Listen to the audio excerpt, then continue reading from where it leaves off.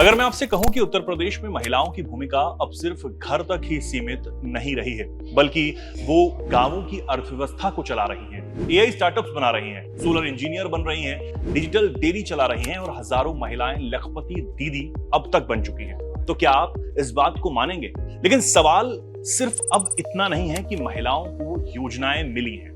असल सवाल है, क्या उत्तर प्रदेश ने महिला सशक्तिकरण का अपना एक नया मॉडल तैयार कर लिया है? आज इसी सवाल का जवाब हम खोजने जा रहे हैं। आज से पहले की तस्वीर क्या थी? कुछ साल पहले उत्तर प्रदेश की पहचान महिला सुरक्षा को लेकर अच्छी नहीं मानी जाती थी। रोजगार में महिलाओं की भागीदारी बहुत सीमित थी। गांवों में आर्थिक अवसर बेहद कम थे। सेल्फ हेल्प ग्रुप्स केवल कागजों तक ही सीमित नजर आते थे। लेकिन पिछले कुछ सालों की बात करें तो पिछले कुछ सालों में सरकार ने महिला सशक्तिकरण को केवल कल्याण नहीं बल्कि आर्थिक विकास के साथ जोड़ने की भरपूर कोशिश की है। यहीं से शुरू होती है एक नई कहानी। महिला सुरक्षा से आत्मविश्वास तक। महिला सशक्तिकरण की पहली शर्त है सुरक्षा। यही वजह है कि मिशन शक्ति जैसे अभियानों के जरिए महिला help desk, anti Romeo squad, महिला पुलिस की संख्या बढ़ाने और तकनीक आधारित सुरक्षा व्यवस्था पर भरपूर जोर दिया गया है। सरकार का दावा है कि पहले जहां डर महिलाओं की सबसे बड़ी बाधा हुआ करता था, वहीं अब भरोसा और सार्वजनिक भागीदारी खूब बढ़ रही है। आज कॉलेज हो, ऑफिस हो या फिर बाजार, महिलाओं की सार्वजनिक मौजूदगी पहले की तुलना में कहीं ज्यादा नजर आने लगी है। रोजगार नहीं, वुमेन लेड इकोनॉमी। लेकिन असली बदलाव सुरक्षा के बाद शुरू होता है। उत्तर प्रदेश ने महिलाओं को केवल नौकरी देने की नहीं बल्कि रोजगार देने वाली बनाने की कोशिश की है। सेल्फ हेल्प ग्रुप्स के माध्यम से लाखों महिलाएं आज अपने छोटे उद्योगों को चला रही हैं। किसी ने डिटर्जेंट यूनिट शुरू की है, किसी ने ज्वेलरी बनाना शुरू की है, कोई डेयरी चला रही है तो कोई कृषि आधारित उद्यम। कई महिलाओं की मासिक आय अब 15,000 से 20,000 यहां तक कि लाख रुपए सालाना से भी ज्यादा पहुंच चुकी है। यही वजह है कि लखपति दीदी मॉडल को ग्रामीण अर्थव्यवस्था का एक नया इंजन कहा जाने लगा है। डिजिटल डेयरी और नई ग्रामीण क्रांति। पूर्वांचल की एक दिलचस्प कहानी अब सामने आई है, जहां महिलाओं ने डिजिटल डेयरी मॉडल को अपनाया है। अब दूध बेचने का पूरा रिकॉर्ड मोबाइल पर है, पेमेंट पूरी तरह डिजिटल है और मार्केट तक सीधी पहुंच मिल रही है। यानी महिलाएं अब केवल पशुपालन नहीं कर रही बल्कि डेटा आधारित डेयरी एंटरप्रेन्योर बन रही हैं।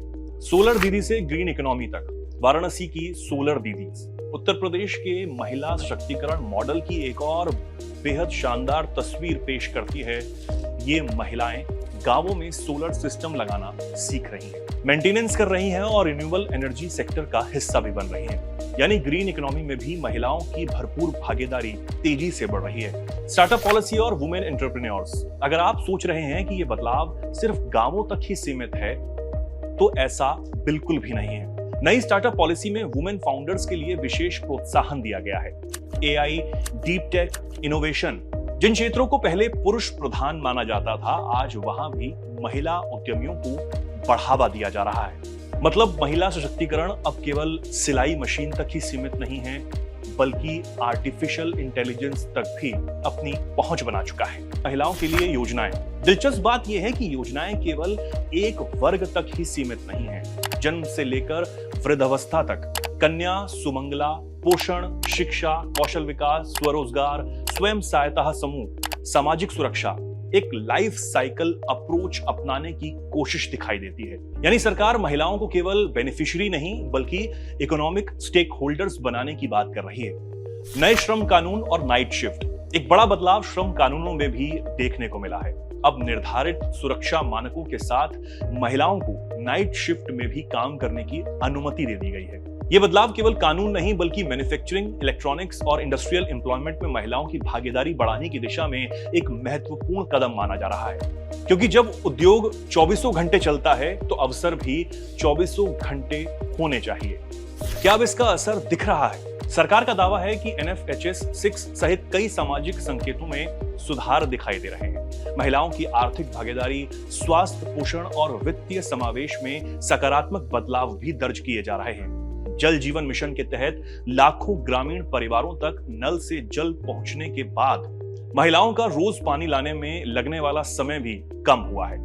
यानी इंफ्रास्ट्रक्चर भी महिला सशक्तिकरण का हिस्सा बन गया है। तो क्या उत्तर प्रदेश ने महिला सशक्तिकरण का नया मॉडल तैयार कर लिया है? अगर इस मॉडल को 3 शब्दों में अगर हम समझें तो वो है सुरक्षा, स्वावलंबन और सम्मान। पहले महिला कल्याण योजनाएं अक्सर सहायता तक सीमित रहती थी, लेकिन अब कोशिश ये दिखाई देती है कि महिलाओं को अर्थव्यवस्था की सक्रिय भागीदार बनाया जाए। बेशक चुनौतियां अभी भी मौजूद हैं, लेकिन अगर यही गति बनी रही तो उत्तर प्रदेश की $1 ट्रिलियन अर्थव्यवस्था का सपना महिलाओं की भागीदारी के बिना पूरा नहीं होगा। और शायद यही इस पूरे बदलाव की सबसे बड़ी कहानी है, क्योंकि आधी आबादी आगे बढ़ती है तभी पूरा प्रदेश आगे बढ़ता है। और शायद विकसित उत्तर प्रदेश की सबसे मजबूत नींव भी यही है।